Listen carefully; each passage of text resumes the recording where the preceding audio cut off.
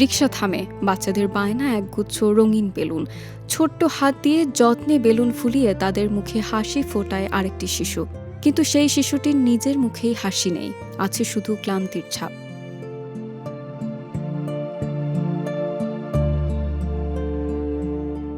রংপুর নগরীর ব্যস্ত সড়কে সন্ধ্যা নামলেই দেখা মেলে মোহাম্মদ রাশেদুল ইসলামকে।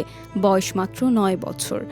যে বয়সে আনন্দ উল্লাসে থাকার কথা, সে বয়সেই জীবনযুদ্ধের ভার কাঁধে নিয়ে ঘুরে বেড়ায় সে। অন্যদের কাছে আনন্দ বিক্রি করেই নিজের বেঁচে থাকা।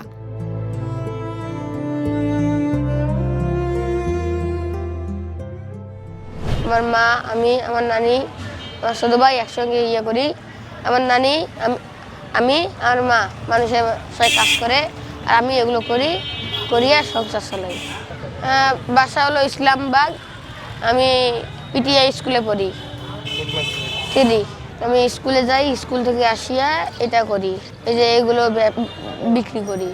রাশেদুলের জীবনের গল্পটা সহজ নয়। দিনের বেলায় স্কুলে গেলেও সন্ধ্যা হলেই খেলনা বিক্রি করতে বেরিয়ে পড়েন নগরীতে।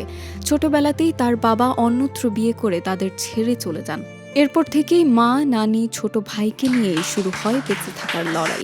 মা ও নানির অন্যের বাড়িতে কাজ করে যে সামান্য আয় করেন, তা দিয়ে কোনো রকমে চলে 4 জনের সংসার।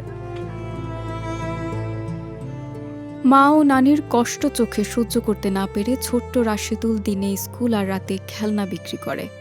আমাদের দেশে হবে সেই ছেলে কবে, কথা না বড় হয়ে কাজে বড় হবে। মুখে হাসি, বুকে বল, তেজে ভরা মন, মানুষ হইতে হবে এইটার পণ। প্রায় 10 কিলোমিটার হেঁটে খেলনা বিক্রি করতে হয় তাকে।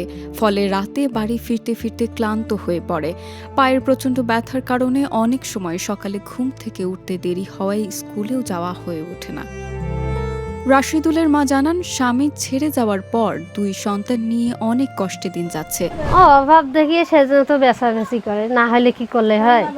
খেলনা বেচায়, বেচায়, কষ্ট বেচে তো ওই যে ছোট ছোট পাওয়া ব্যথা করে আসি, কান্দাকান্দি নাগে দেয়, নাগে দেয়। এখন ছোট মানুষ বুঝেও না, কোনো না, অতে দৌড়ে বলতেছে আম্মু তোমার এত কষ্ট দেখি সেজন্য আমি যাই, তোমার যে একটু কষ্ট না থাকলে তো আমি গেতাম।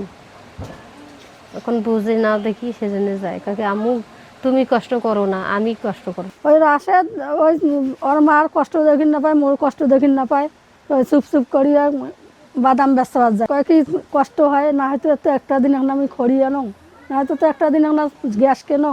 ঘাড়া হাঁটি আসিয়া যতক্ষণ আইসে না অতক্ষণ পর্যন্ত আমি ওই আস্তাত আপ ডাউন করি। পামের ব্যথা কুত্তি কুত্তি যে কোন লোক যে হাঁটে বাচ্চা হওয়া, এই জন্যে এই যে বুট বেচাইছে, বাদাম বেচাইছে, এখন ফের খেলনা বেচায়। ব্যথার জন্য চিল্লি করে, কয়েকদিন রানি মোট ঠ্যাংগুলিয়ে গেল, মলম সত্তায় নিজে ট্যাবলেট আনি খায়। কিন্তু আল্লাহ ময়সার নাই দেয়। এখন কি কর্ম, যতদিন আল্লাহ জীবন থেকে ডুবি করে মানুষের বাসা তার কতদিন কাম করব। খেলনা বিক্রির আগে বাদাম বিক্রি করত রাশেদ।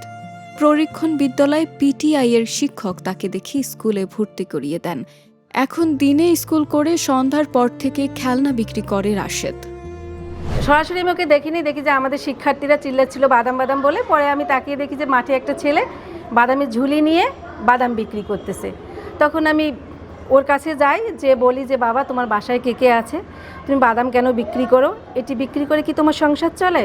তখন বলে যে না ম্যাডাম, বাদাম বিক্রি করে আমার সংসার চলে না। তাহলে তুমি কেন বাদাম বিক্রি করছো, পূর্বে কোনো বিদ্যালয়ে গিয়েছো কি না? তখন ও বললো যে ম্যাডাম আমি আগে গিয়েছিলাম, এখন যাই না।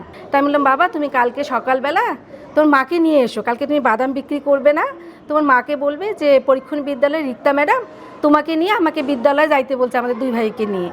তখন ওরা 2 ভাইকে নিয়ে আসে, আমি ওর মার সাথে কথা বলি, তারপরে উনি ভর্তি করাই দিচ্ছে। আমার ভবিষ্যতে অনেক ডাক্তার হতে চাই। এখন আমি তো গরিব মানুষ, আমি তো এখন ডাক্তার হতে পাবো কি পাবো না এটা আমার জানা নেই।